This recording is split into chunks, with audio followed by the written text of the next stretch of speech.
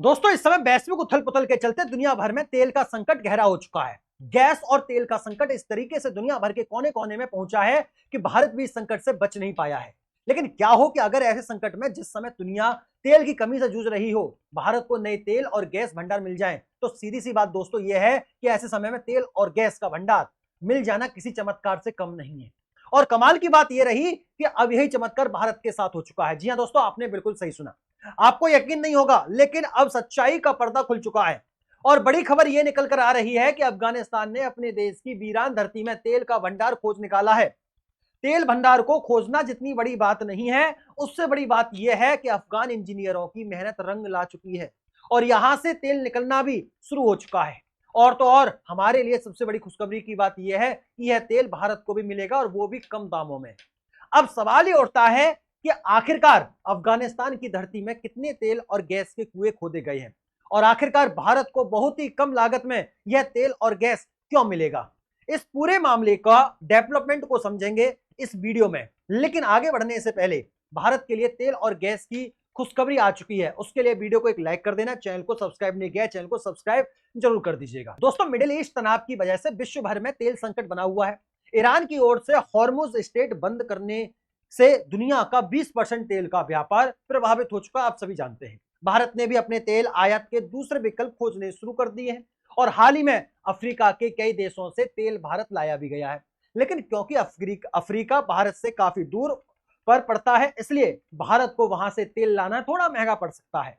ऐसे में भारत की कोशिश यह थी कि आसपास में कहीं मौका मिल जाए और वहां से भारत तेल और गैस इंपोर्ट करे। और इसी बीच अफगानिस्तान से एक ऐसी खुशखबरी आई है जो तेल की कमी को दूर करने की उम्मीद जगा रही है।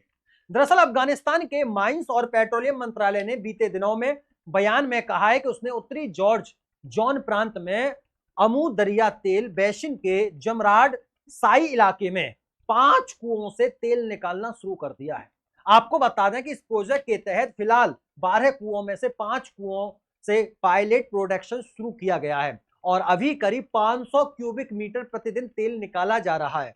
पिछले 3 साल से अफगान इंजीनियर इस इलाके में लगातार सर्वे, रिसर्च और ड्रिलिंग कर रहे थे, जिसके बाद अब जाकर यह सफलता मिली है। वहीं पिछले 6 महीनों में करीब 400 किलोमीटर का सर्वे किया गया है, जिससे और भी तेल और गैस के भंडार मिलने की संभावना सामने आई है। यही नहीं, अफगानिस्तान की सरकार अब अपने प्राकृतिक संसाधनों को व्यवस्थित तरीके से इस्तेमाल करने की बड़ी योजना पर काम कर रही है। और इसमें ट्विस्ट वाली बात यह है कि अफगानिस्तान को भारत की मदद चाहिए ताकि वह अपनी धरती में मौजूद उन खदानों को एक्सप्लोर करके उन मिनरल्स को बाहर निकाल सके जहां तक अफगानिस्तान की टेक्नोलॉजी नहीं पहुंच पाती है। और इसका अंदाजा आप इसी खबर को देखकर लगा सकते हैं कि पिछले साल अफगानिस्तान ने इंडियन कंपनीज को इसलिए इनवाइट किया था ताकि रेयर अर्थ की माइनिंग भारत की कंपनियां अफगानिस्तान में करें और चीन की ग्लोबल डोमिनेंस को कम किया जा सके। और पर्दे के पीछे भारत की कंपनियां अफगानिस्तान में उतर चुकी हैं, जहां अफगानिस्तान की धरती से खजाने की खोज करके रेयर अर्थ की माइनिंग करने के लिए तैयार है। फिलहाल इस बात को साइड में करते हुए हम आपको यह बता देते हैं कि अफगानिस्तान में जो तेल और गैस निकलना शुरू हुआ है उसका फायदा भारत को कैसे मिलेगा। उससे पहले यह समझिए कि जो तेल अभी अफगानिस्तान में निकला जा रहा है उसमें चीन की भी इन्वॉल्वमेंट है। असल में बीते कुछ साल पहले 2023 में एक चीनी कंपनी के साथ तेल निकालने की समझौता भी शुरू हुआ था अफगानिस्तान सरकार का।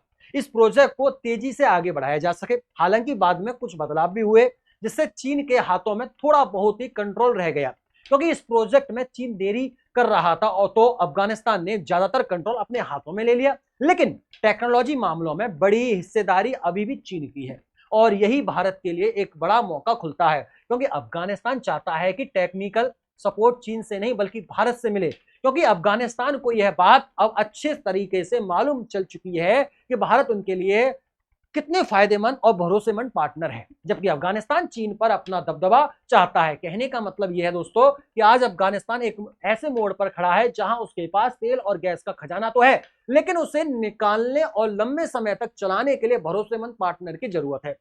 पहले उसने चाइना की कंपनियों के साथ काम शुरू किया था, लेकिन प्रोजेक्ट में देरी हुई, निवेश की कमी और धीमी प्रगति के कारण अफगानिस्तान ने धीरे धीरे कंट्रोल अपने हाथ में लेना शुरू कर दिया है।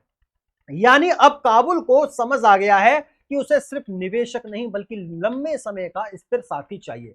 यहीं से भारत की एंट्री मजबूत होती है। आपको बता दें कि इंडिया और अफगानिस्तान के रिश्ते हमेशा से अच्छे रहे हैं, चाहे वह इंफ्रास्ट्रक्चर हो, ट्रेड हो या डेवलपमेंट प्रोजेक्ट। अब हाल के समय में अफगानिस्तान ने खुद भारत की कंपनियों को माइनिंग और एनर्जी सेक्टर में आने का न्योता दिया है। यानी साफ संकेत है कि वह भारत को एक भरोसेमंद पार्टनर के तौर पर देख रहा है। अब असली गेम समझने की कोशिश कीजिए दोस्तों।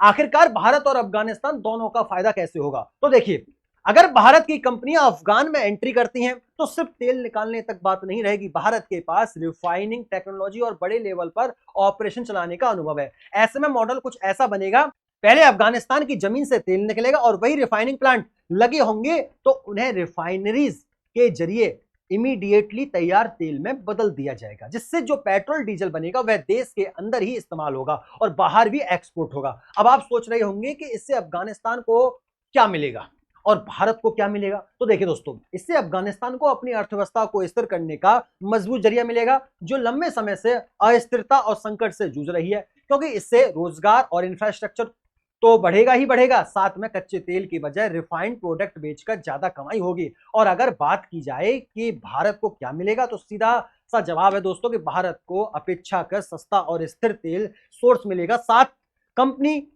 के लिए नई इंटरनेशनल मार्केट और सबसे बड़ी बात, मिडिल ईस्ट पर निर्भरता धीरे धीरे कम करने का मौका।